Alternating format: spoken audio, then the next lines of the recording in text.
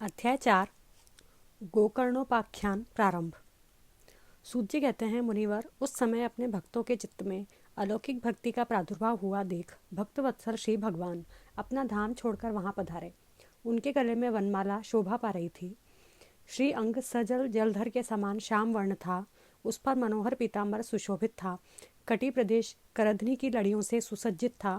सिर पर मुकुट की लटक और कानों में कुंडलों की झलक देखते ही बनती थी।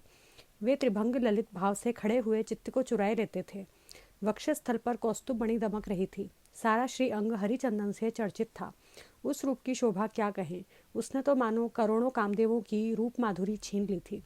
वे परमानंद चिन्ह मूर्ति, मधुराति मधुर मुरलीधर ऐसी अनुपम छवि से अपने भक्तों के निर्मल चित्तों में आविर्भूत हुए। भगवान के नित्य लोक निवासी लीला परिकर उद्धव आदि वहां गुप्त रूप से उस कथा को सुनने के लिए आए हुए थे। प्रभु के प्रकट होते ही चारों ओर जय हो की ध्वनि होने लगी। उस समय भक्ति रस का अद्भुत प्रवाह चला। बार बार अबीर गुलाल और पुष्पों की वर्षा तथा शंख ध्वनि होने लगी। उस सभा में जो लोग बैठे थे उन्हें अपने देह गेह और आत्मा की भी कोई सुधि न रही। उनकी ऐसी तन्मयता देखकर नारद जी कहने लगे, मुनीश्वरगण, आज सप्ताह श्रवण की मैंने यह बड़ी ही अलौकिक महिमा देखी। यहाँ तो जो बड़े मूर्ख, दुष्ट और पशु पक्षी भी हैं वे सभी अत्यंत निष्पाप हो गए हैं। अतः इसमें संदेह नहीं कि कलिकाल में चित्त की शुद्धि के लिए इस भागवत कथा के समान मर्त्यलोक में पाप पुंज का नाश करने वाला कोई दूसरा पवित्र साधन नहीं है। मुनिवर, आप लोग बड़े कृपालु हैं। आपने संसार के कल्याण का विचार करके यह बिल्कुल निराला ही मार्ग निकाला है। आप कृपया करके यह तो बताइए कि इस कथा रूप सप्ताह यज्ञ के द्वारा संसार में कौन कौन लोग पवित्र हो जाते हैं। सनकादि ने कहा, जो लोग सदा तरह तरह के पाप किया करते हैं, निरंतर दुराचार में ही तत्पर रहते हैं और उल्टे मार्गों में चलते हैं, तथा जो क्रोध आग्नि से जलते रहने वाले कुटिल और काम परायण हैं, वे सभी इस कलयुग में सप्ताह यज्ञ से पवित्र हो जाते हैं। जो सत्य से च्युत, माता पिता की निंदा करने वाले, तृष्णा के मारे व्याकुल, आश्रम धर्म से रहित, दम्भी, दूसरों की उन्नति देखकर कुढ़ने वाले और दूसरों को दुख देने वाले हैं, वे भी कलयुग में सप्ताह यज्ञ से पवित्र हो जाते हैं। जो मदिरापान, ब्रह्म हत्या, सुवर्ण की चोरी, गुरु स्त्री गमन और विश्वासघात, ये 5 महापाप करने वाले, छल छद्म परायण, क्रूर, पिशाचों के समान निर्दयी, ब्राह्मणों के धन से पुष्ट होने वाले और व्याभिचारी हैं, वे भी कलयुग में सप्ताह यज्ञ से पवित्र हो जाते हैं। जो दुष्ट, आग्रह पूर्वक सर्वदा मन, वाणी या शरीर से पाप करते रहते हैं, दूसरे के धन से ही पुष्ट होते हैं तथा मलिन मन और दुष्ट हृदय वाले हैं, वे भी कलयुग में सप्ताह यज्ञ से पवित्र हो जाते हैं। नारद जी, अब हम तुम्हें इस विषय में एक प्राचीन इतिहास सुनाते हैं। उसके सुनने से ही सब पाप नष्ट हो जाते हैं। पूर्व काल में तुंगभद्रा नदी के तट पर एक अनुपम नगर बसा हुआ था। वहाँ सभी वर्णों के लोग अपने अपने धर्मों का आचरण करते हुए सत्य और सत्कर्मों में तत्पर रहते थे।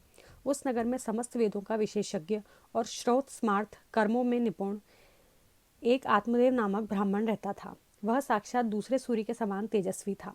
वह धनी होने पर भी भिक्षाजीवी था। उसकी प्यारी पत्नी धुंधुली, कुलीन एवं सुंदरी होने पर भी सदा अपनी बात पर अड़ जाने वाली थी।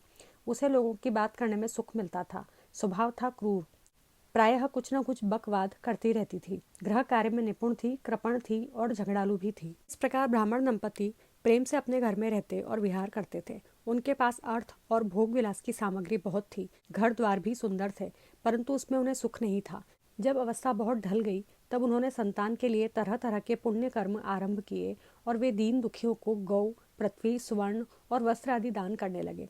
इस प्रकार धर्म मार्ग में उन्होंने अपना आधा धन समाप्त कर दिया, तो भी उन्हें पुत्र या पुत्री किसी का भी सुख देखने को न मिला। इसलिए अब वह ब्राह्मण बहुत ही चिंता तो रहने लगा। एक दिन वह ब्राह्मण देवता बहुत दुखी होकर घर से निकलकर वन को चल दिया। दोपहर के समय उसे प्यास लगी, इसलिए वह एक तालाब पर आया। संतान के अभाव के दुख ने उसके शरीर को बहुत सुखा दिया था, इसलिए थक जाने के कारण जल पीकर वह वहीं बैठ गया। 2 घड़ी बीतने पर वहाँ एक सन्यासी महात्मा आए।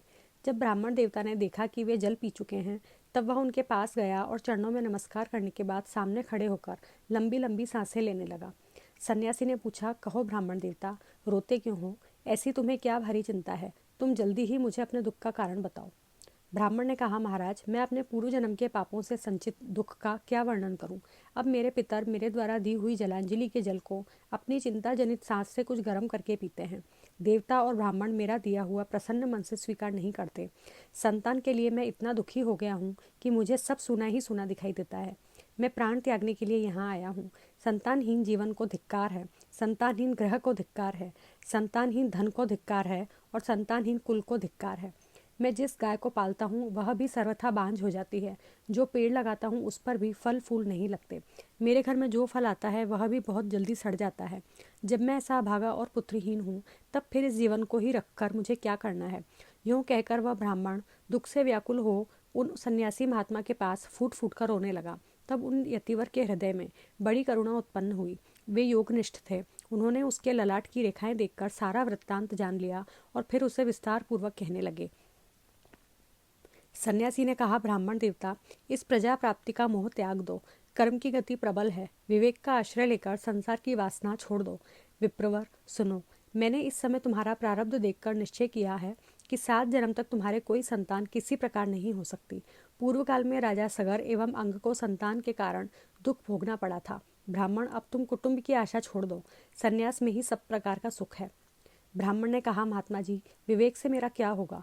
मुझे तो बलपूर्वक पुत्र दीजिए, नहीं तो मैं आपके सामने ही शोक मूर्छित होकर अपने प्राण त्यागता हूँ। जिसमें पुत्र स्त्री आदि का सुख नहीं है ऐसा संन्यास तो सर्वथा नीरस ही है। लोक में सरस तो पुत्र पौत्रादि से भरा पूरा गृहस्थाश्रम ही है। ब्राह्मण का ऐसा आग्रह देखकर उन तपोधन ने कहा, विधाता के लेख को मिटाने का हठ करने से राजा चित्रकेतु को बड़ा कष्ट उठाना पड़ा था। इसलिए देव जिसके उद्योग को कुचल देता है उस पुरुष के समान तुम्हें भी पुत्र से सुख नहीं मिल सकेगा।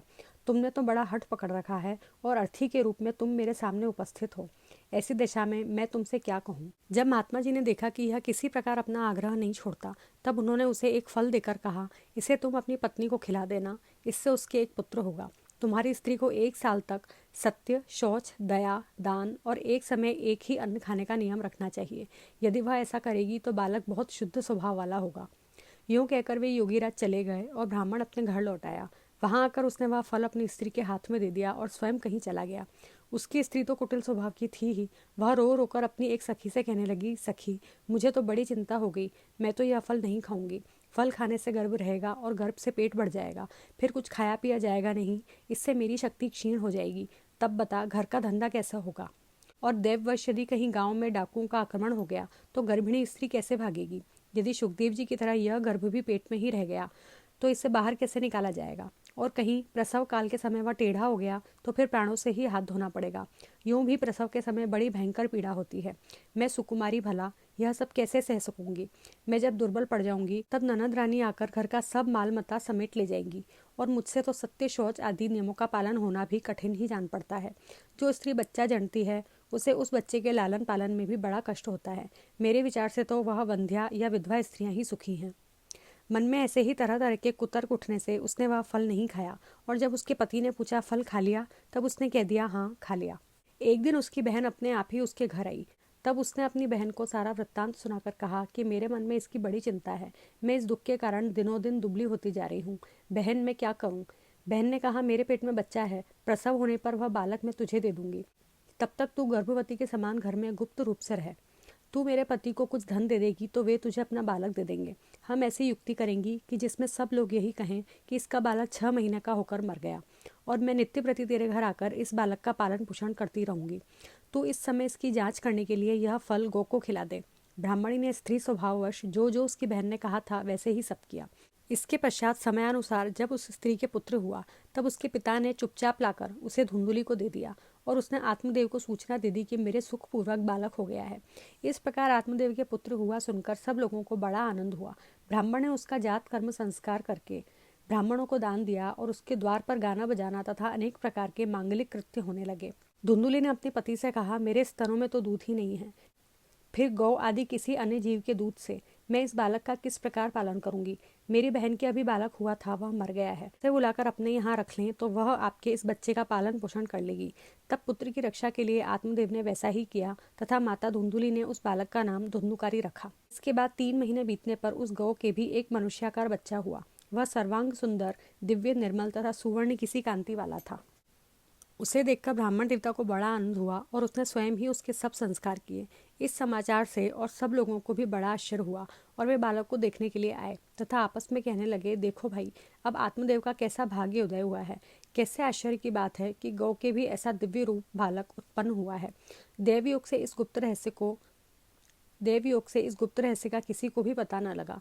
आत्मदेव ने उस बालक के गौ से कान देखकर उसका मन गोकर्ण रखा। कुछ काल बीतने पर वे दोनों बालक जवान हो गए। उनमें गोकर्ण तो बड़ा पंडित और ज्ञानी हुआ, किंतु धुंधुकारी बड़ा ही दुष्ट निकला। स्नान शौच आदि ब्राह्मणोचित आचारों का उसमें नाम भी न था और न खान पान का ही कोई परहेज था। क्रोध उसमें बहुत बढ़ा चढ़ा था। वह बुरी बुरी वस्तुओं का संग्रह किया करता था। मुर्दे के हाथ से छुआ हुआ अन्न भी खा लेता था। दूसरों की चोरी करना और सब लोगों से द्वेष बढ़ाना उसका स्वभाव बन गया था। छिपे छिपे वह दूसरों के घरों में आग लगा देता था। दूसरों के बालकों को खिलाने के लिए गोद में लेता और उन्हें चट कुएं में डाल देता। हिंसा का उसे व्यसन सा हो गया था। हर समय वह अस्त्र शस्त्र धारण किए रहता और बेचारे अंधे और दीन दुखियों को व्यर्थ तंग करता। चांडालों से उसका विशेष प्रेम था। बस हाथ में फंदा लिए कुत्तों की टोली के साथ शिकार की टोह में घूमता रहता। वैश्यों के जाल में फंसकर उसने अपने पिता की सारी संपत्ति नष्ट कर दी। एक दिन माता पिता को मार पीट कर घर के सब बर्तन भांडे उठा ले गया। इस प्रकार जब सारी संपत्ति स्वाहा हो गई तब उसका कृपण पिता फूट फूट कर रोने लगा और बोला, इससे तो इसकी माँ का बांझ रहना ही अच्छा था। कुपुत्र तो बड़ा ही दुखदायी होता है। अब मैं कहाँ रहूं, कहाँ जाऊं? मेरे इस संकट को कौन काटेगा? हाय, मेरे ऊपर तो बड़ी विपत्ति आ पड़ी है। इस दुख के कारण अवश्य मुझे एक दिन प्राण छोड़ने पड़ेंगे। उसी समय परम ज्ञानी गोकर्ण जी वहां आए और उन्होंने पिता को वैराग्य का उपदेश करते हुए बहुत समझाया। वे बोले, पिताजी, यह संसार असार है। यह अत्यंत दुखरूप और मोह में डालने वाला है। पुत्र किसका, धन किसका? स्नेहवान पुरुष रात दिन दीपक के समान जलता रहता है। सुख न तो इंद्र को है और न चक्रवर्ती राजा को। सुख है तो केवल विरक्त एकांत जीवी मुनि को। यह मेरा पुत्र है, इस अज्ञान को छोड़ दीजिए। मोह से नरक की प्राप्ति होती है। यह शरीर तो नष्ट होगा ही, इसलिए सब कुछ छोड़कर वन में चले जाइए।